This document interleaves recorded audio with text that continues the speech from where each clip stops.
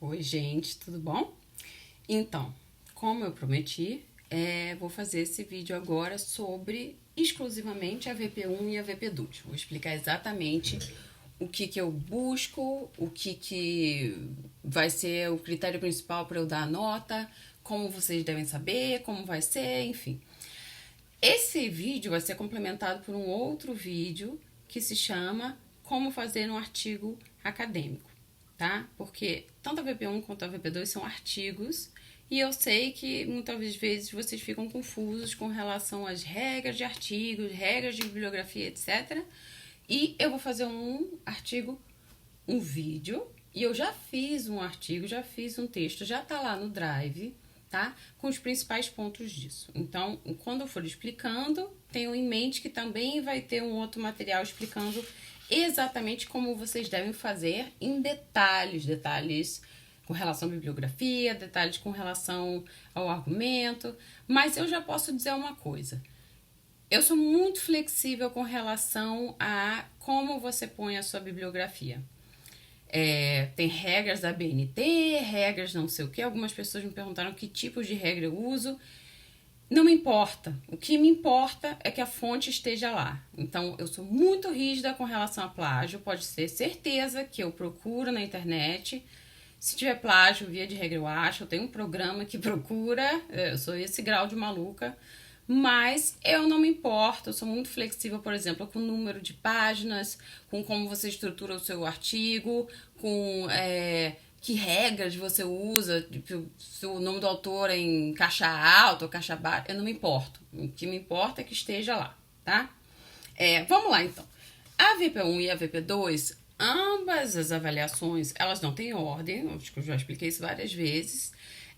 A VP1 você pode fazer sobre qualquer um dos 7 módulos, até que a gente tem os 10 primeiros módulos, né, que não são teóricos, daí você escolhe 7 módulos e aí você pode fazer sua VP1. E a VP2 você vai fazer mais com base na teoria.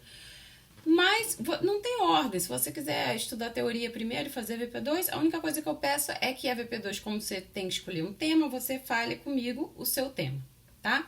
Então vamos falar aqui sobre ambas as provas. Todas elas são take-home exams. O que isso quer dizer? Não é exatamente uma prova. Você tem que fazer um artigo e eu vou te dar um tempo para fazer esse artigo. Não é de acúmulo de conhecimento, são argumentos.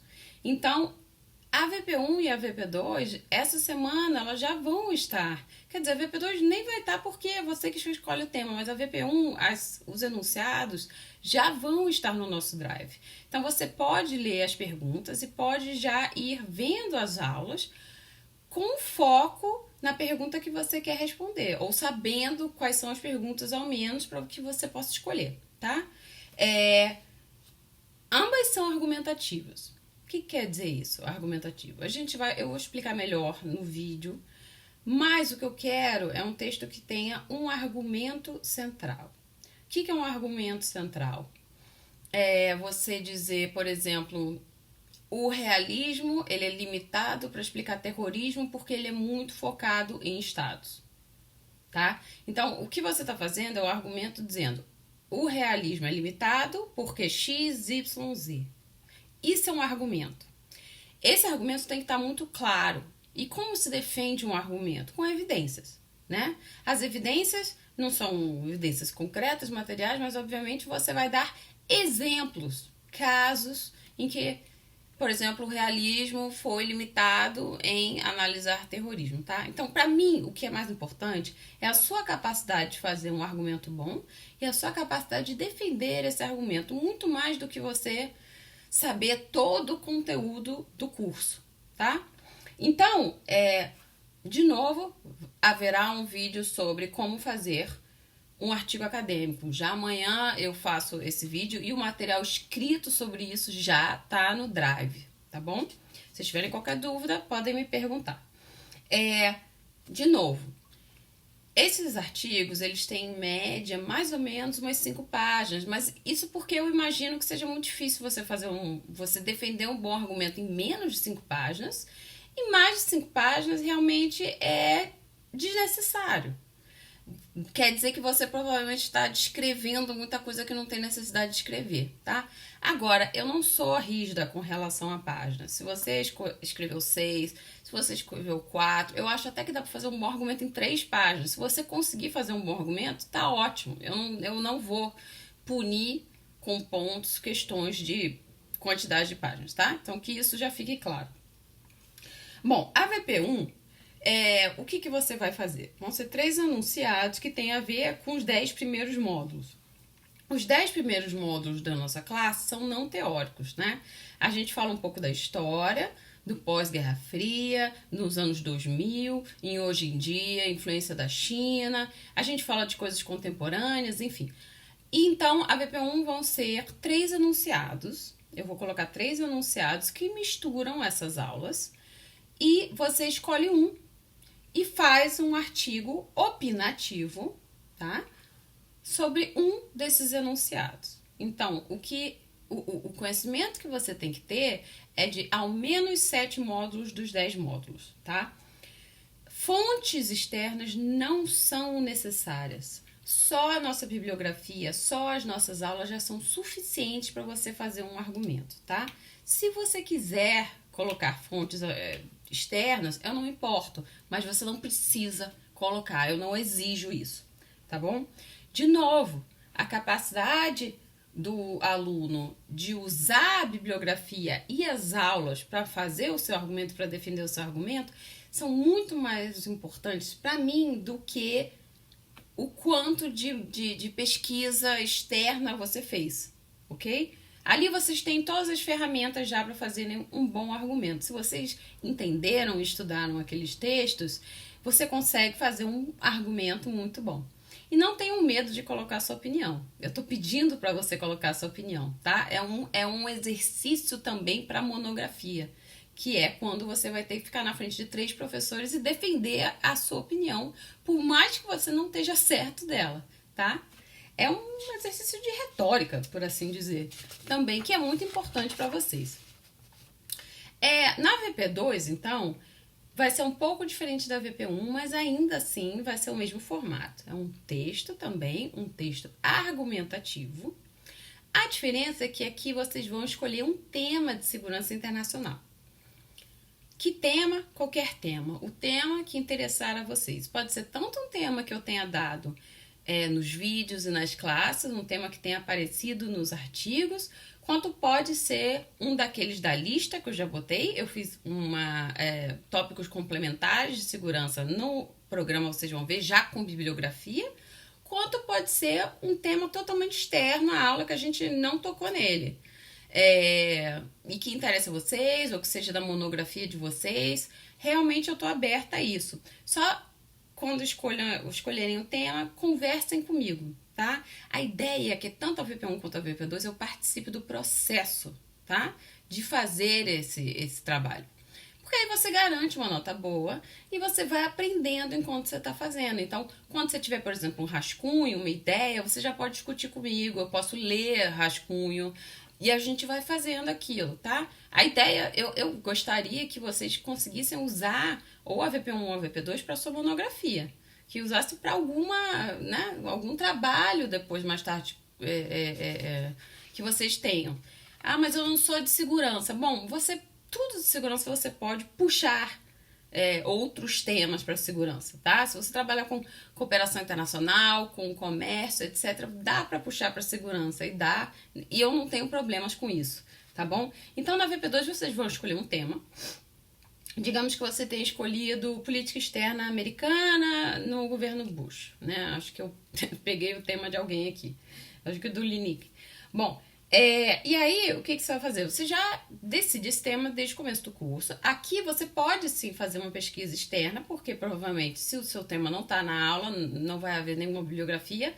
Mas o que eu quero que você faça, de novo, não é descritivo. Não é para você descrever para mim esse tema. Então, se você escolher política externa americana, eu não quero que você descreva tudo o que aconteceu durante o governo Bush. O que eu quero é que você ligue isso às teorias de RI, que a gente vai dar no módulo 11. No módulo 11, a gente vai repassar muito rapidamente, sucintamente, as principais teorias de RI, como elas explicam as questões de segurança, tá? Realismo, liberalismo, construtivismo, teoria crítica.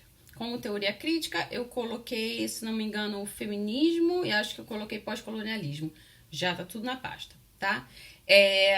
Então, e pode ser até não só teorias de RI, pode ser teorias no sentido do que a gente estudou na aula, as principais características dos conflitos contemporâneos, as principais características do sistema de poder hoje, pode ser tudo isso que a gente deu em aula, tá? E aí, o que eu quero que você faça? Que você ligue o seu tema a essas questões da aula.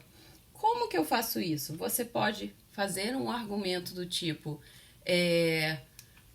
como eu disse, o realismo é muito limitado para explicar questões de segurança contemporânea, como terrorismo, porque ele é muito ligado a atores estatais. Ou o liberalismo é muito melhor do que o realismo para lidar com questões de poder hoje em dia, porque elas têm muito mais a ver com soft power do que com hard power. Algo assim. Ou então você pode mesmo falar a política externa americana, ela vai de encontro à ideia de que você tem conflitos hoje que são insolúveis, porque ela trabalha ainda vendo como ameaça certos estados. Então você pode fazer um argumento criticando a bibliografia que eu dei. Não há problema nenhum.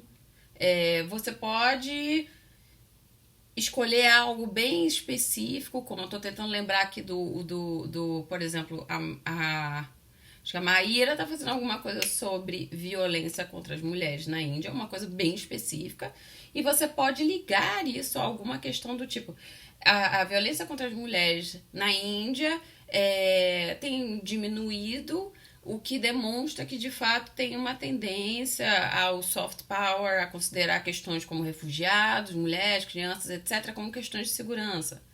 Entendeu?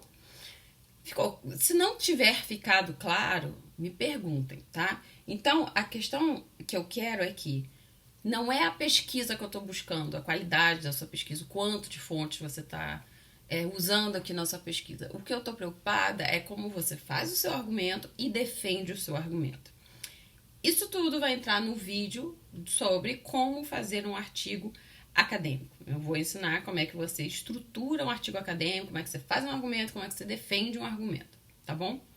Sobre prazos. Não há prazo estabelecido para VP1 e para VP2. No entanto, de novo, eu acho que vocês deveriam fazer um cronograma, tá? Se você fizer uma aulinha por dia ou uma aulinha a cada 2 dias, em 15 dias vocês já acabaram o módulo. Então, você já pode fazer a sua VP1. Vai fazendo e vai me mandando. Você não precisa me mandar só quando estiver pronto. Quando você tiver a primeira ideia de argumento, já me manda pra gente ver como é que tá. A primeira coisa que eu quero que vocês me mandem essa semana ainda é qual é o seu tema da VP2, tá? Pra gente ver se é factível, se dá pra fazer, se não dá pra fazer. E aí eu gostaria de ir participando do processo de VP1 e VP2. Ou seja, VP1 e VP2, diferente daquelas que a gente tem na Cândido, nas aulas presenciais, não vai ser um dia que você vai tirar para fazer a prova, tá? São artigos e aí você vai fazendo ao longo do curso, um pouquinho a cada dia, tá bom? Então, fiquem ligados que eu vou botar agora um vídeo sobre como fazer um artigo acadêmico.